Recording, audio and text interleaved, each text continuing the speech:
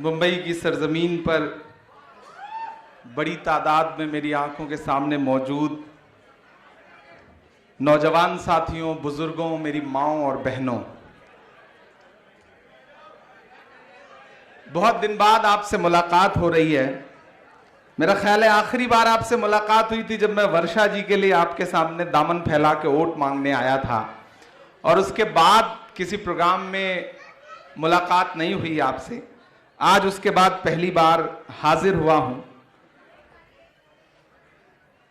कई महीनों से सोच रहा था चेयरमैन बनने के बाद कि मुंबई जाऊं, मुंबई वालों से मुलाकात करूं, लेकिन कोविड के दौरान ऐसे हालात पैदा हो जाते थे कि प्रोग्राम देने के बाद प्रोग्राम कैंसिल करना पड़ता था, रिस्ट्रिक्शंस बढ़ जाते थे, और आपसे मुलाकात नसीब में अब जाकर के लिखी थी, तो अब आपके बीच में हाजिर हो सका।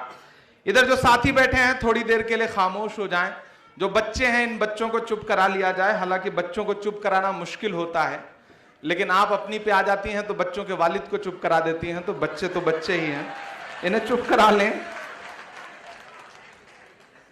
न तेरा है न मेरा है ये हिंदुस्तान सबका है, न तेरा है न मेरा है ये हिंदुस्तान सबका है, नहीं समझी गई ये बात तो नुकसान सबका है, जो इसमें मिल गई नदियां वो दिखलाई नहीं देती, महासागर बनाने में मगर एहसान सबका है।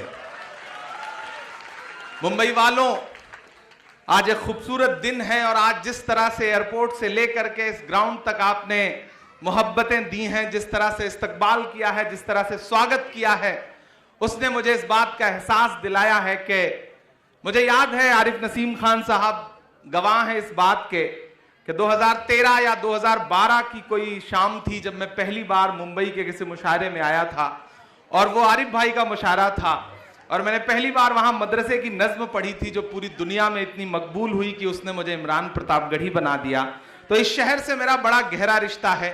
असलम शेख साहब भाई की तरह हैं, उनकी भी दुआएं हमेशा मिलती रही हैं। यहाँ मंच पर जो बाकी लोग मौजूद हैं, अनीस अहमद साहब एक्स मिनिस्टर, भाई जगताप साहब चले गए, चरणजीत सिंह सप्रा जी चले गए, वजाहत मिर्जा साहब यहाँ पे तशरीफ रखते हैं, हमारे फरहान आजमी साहब, जमील कुरैशी साहब, अलीम साहब जो यहाँ मौजूद हैं, वर्षा जी तो हैं ही, वर्षा जी तो बड़ी बहन है, मैंने सबसे पहले उनका जिक्र कर दिया। लेकिन आज मैं सबसे ज्यादा जिन लोगों की तारीफ करना चाहता हूं वो 6 जो जिला अध्यक्ष हैं मुंबई के, मैं उनकी खास तौर से तारीफ करना चाहता हूं।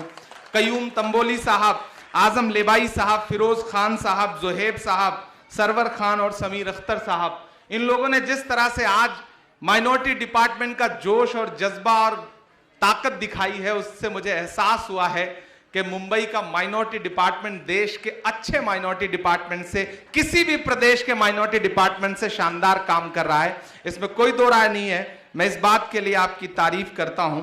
मंच पे जो बाकी साथी भी मौजूद हैं, मैं उनका भी शुक्रिया अदा करूंगा। इकबाल मेमन साहब, उमेर लकड़ावाला साहब, बाकी जो साथी हैं जिनका नाम छूट जाए वो मुझे माफ करेंगे। लेकिन आपसे थोड़ी देर गुफ्तगू करना चाहता हूं, क्योंकि आज आपसे एक सियासी इंसान बन के मुलाकात करने आया हूं। इससे पहले जब भी आता था तो बतौर शायर आता था, आप शायरी सुनते थे, और उसके बाद मैं भी आपकी तालियां समेट के वापस चला जाता था। लेकिन आज चूंकि जिम्मेदारी लेकर के आया हूं तो मेरा फर्ज बनता है कि आपसे थोड़ी देर गुफ्तगू करूं। हम आतिशे सोजा में भी हक बात कहेंगे, हम आतिशे सोजा में भी हक बात कहेंगे, कुंदन की तरह दहर में ताबिंदा रहेंगे। तारीख बताती है कि हर दौरे सितम में हम जिंदा थे, हम जिंदा हैं, हम जिंदा रहेंगे। मुंबई वालों, यकीनन 5 राज्यों के चुनाव हुए हैं, उनके नतीजे आए हैं, और नतीजों ने कहीं ना कहीं आप सबको मायूस किया है। मैं कल राहुल गांधी जी के पास बैठा था और मैंने उनसे बताया कि मैं मुंबई जा रहा हूं, कार्यक्रम है, तो उन्होंने कहा कि इतनी जल्दी, अभी तो चुनाव खत्म हुए थे, तुमने कार्यक्रम क्यों लगा लिया? तो मैंने उनसे कहा कि भैया ये वक्त जो है वो घर में बैठने का नहीं है, ये वक्त जो है वो सड़क पर उतर करके अपने कार्यकर्ताओं को एहसास दिलाने का है कि हार और जीत तो चलती रहेगी, लेकिन सबसे असल लड़ाई वो है जो सड़क पर खड़ी होकर के लड़ी जाती है। इन फासिस्ट ताकतों को यह एहसास दिलाना है कि मैं डरा नहीं, मैं झुका नहीं, कहीं छुप छुपा के खड़ा नहीं, जो डटे हुए हैं महाज पर मुझे उन सफों में तलाश कर। मैं लगातार खड़ा हूं, मैं लगातार लोगों के बीच में जा रहा हूं। चुनाव के नतीजे आए, लेकिन हमने अपनी मेहनत में कोई कोर कसर नहीं छोड़ी। वर्षा जी यहां गवाह हैं, ये उत्तर प्रदेश में इन्होंने भी बहुत मेहनत की और इस मेहनत का मैं गवाह हूं और मेरी मेहनत की ये गवाह हैं कि उत्तर प्रदेश में मुझे पता था कि नतीजे लगभग वही होने जा रहे हैं, क्योंकि उस तरह की तरंगें आ रही थी। लेकिन आप यकीन करें कि अकेले उत्तर प्रदेश में मैंने सबसे ज्यादा रैलियां की, 67 सभाएं मैंने अकेले की हैं। 38 दिन मैं घर से बाहर रहा। मुझे लगा कि नहीं, चाहे जितने वोट आए, हमारे प्रत्याशी कितनी भी कमजोरी या मजबूती से लड़ रहे हो, मेरा फर्ज बनता है कि मैं उनके साथ खड़ा नजर आऊं। मैं सिर्फ उत्तर प्रदेश में नहीं था, मुझे नसीम भाई, असलम शेख साहब दोनों लोग मिले, मुझे गोवा में भी मिले, मुझे पंजाब में भी साथी लोग मिले, मुझे मणिपुर में भी नजर आए, मुझे उत्तराखंड में भी नजर आए। मैंने देश में 80 से ज्यादा सभाएं की। मैं लगातार लोगों के बीच में खड़ा रहा, और क्यों खड़ा रहा उसकी वजह बताता हूं, और उस वजह के दो लोग गवाह हैं, आरिफ नसीम खान साहब और असलम शेख साहब। अभी पिछले दिनों ख्वाजा गरीब नवाज के दरबार में चादर जानी थी। राहुल गांधी जी उस चादर को रवाना करते हैं। आप दोनों लोग गवाह हैं मेरी इस बात के। जब वो चादर रवाना कर रहे थे तो चादर रवाना करने के बाद वो सबसे नेताओं से बैठ के बात करने लगे। क्योंकि माइनॉरिटी डिपार्टमेंट के अध्यक्ष की हैसियत से वो मेरा काम था, वो मेरा फर्ज था। चादर के बाद हम सारे लोग बैठ के बात करने लगे तो हमारे मध्य प्रदेश के एक विधायक साथी हैं आरिफ मसूद साहब, उन्होंने जिक्र किया इस बात का कि किस तरह से आज ये फासिस्ट ताकतें हमें कुचलना चाहती हैं, हमें दबाना चाहती हैं। ऐसे में हम क्या करें? तो राहुल गांधी जी ने एक बात बताई, उन्होंने एक वाकया बताया, और वो वाकया मैं आपसे भी शेयर करना चाहता हूं। राहुल जी ने कहा कि आरिफ साहब, उनका नाम आरिफ मसूद है, आरिफ नसीम भाई भी बैठे हुए थे, उन्होंने कहा कि बताइए इस्लाम क्या है। राहुल जी का सवाल था इस्लाम क्या है। आरिफ मसूद साहब ने जो जवाब दिया वो जवाब उनका अपनी जगह सही था, लेकिन राहुल जी उससे संतुष्ट नहीं हुए। उन्होंने कहा नहीं, मैं आपको बताता हूं। सब चौंक गए। हम 35 लोग थे, पूरे देश के अलग अलग राज्यों के तमाम अकलियतों के बड़े नेता उस प्रोग्राम में मौजूद थे। सब हैरत से राहुल जी की तरफ देखने लगे कि अब राहुल गांधी जी क्या बताएंगे। तो राहुल गांधी जी ने कहा कि मेरा एक कुली दोस्त है, वो दिल्ली रेलवे स्टेशन पर कुली का काम करता है, हाशिम नाम है उसका, उसने मुझे जो बात बताई है वो मैं आपको बताना चाहता हूं। हम सारे लोग चौंक गए कि राहुल गांधी ये कह रहे हैं कि कुली हमारा दोस्त है, और उसने मुझे जो बात बताई है इस्लाम के बारे में, ईमान के बारे में, वो मैं बताता हूं।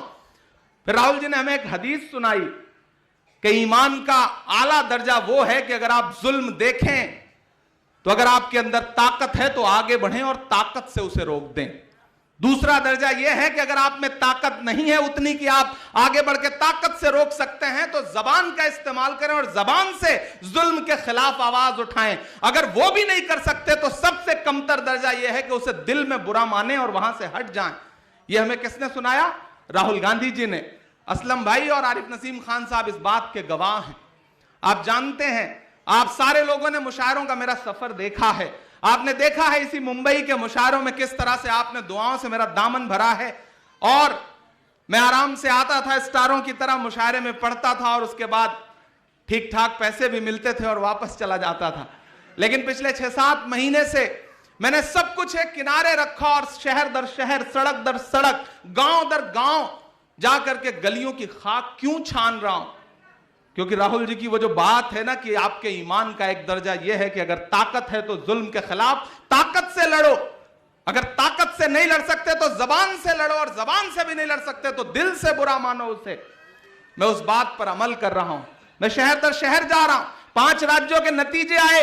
एआईसीसी में कोई नेता बैठने को तैयार नहीं था, लेकिन आप यकीन करें, सबसे पहले नतीजों के 4 दिन के बाद मैंने अपने ऑफिस में फोन किया और मैंने कहा ऑफिस खोलो, मैं ऑफिस आ रहा हूं। तो उन्होंने कहा सर एकदम सन्नाटा है। मैंने कहा इसी सन्नाटे को तो तोड़ना है, मैं ऑफिस आ रहा हूं। बैठेंगे ऑफिस में, लोगों से मिलेंगे, उनका हौसला बढ़ाएंगे। और आप यकीन करें कि मैं तकरीबन 8 घंटे एआईसीसी बैठा रहा और कम से कम 1000 आदमी मिलने के लिए आया, और जो भी आता था वो यही कहता था कि सर नतीजे अपनी जगह हैं, लेकिन हमें लड़ना है, क्योंकि इन फासिस्ट ताकतों के मंसूबे बहुत बुरे हैं। मैं यहां बैठे हुए तमाम साथियों से एक बात कहना चाहता हूं, मुंबई वालों, ये मुंबई है, ये महाराष्ट्र की सरजमीन है। इस सरजमीन से उठी हुई आवाज पूरे देश को एक रुख देती है, और मुझे खुशी है कि कांग्रेस अध्यक्ष ने सरकार बनाने का जो भी फैसला लिया, यहां आज जो सरकार चल रही है, महाराष्ट्र वालों आप खुशनसीब हैं कि माहौल अच्छा है, वरना मैं तो उत्तर प्रदेश से आ रहा हूं। हमने देखा है लोगों के घरों पे चलते हुए बुलडोजर, मैंने देखा है एनआरसी मूवमेंट के दौरान 21 से ज्यादा बिछी हुई लाशें, चीखती हुई माएं, लहूलुहान सरजमीन मैंने देखा है। मैं लगातार लड़ रहा हूं। जब मैं मुरादाबाद में प्रोटेस्ट में शामिल होने गया तो योगी आदित्यनाथ की सरकार ने मुझे 1 करोड़ 4 लाख रुपए का नोटिस दिया। और सिर्फ मुरादाबाद उत्तर प्रदेश नहीं, जब मैं हैदराबाद गया, जो आपके बीच में आकर के अकलियतों की बड़ी बड़ी बातें करने वाले नेता हैं, जब मैं हैदराबाद गया और हैदराबाद मैंने एक सभा में खड़े होकर सिर्फ यह कहा कि मुझे हैरत है कि हैदराबाद में कोई शाहीन बाग क्यों नहीं है, तो मेरे खिलाफ 7 धाराओं में FIR दर्ज हुआ, क्योंकि मैंने यह कह दिया कि वहां पे कोई शाहीन बाग क्यों नहीं है।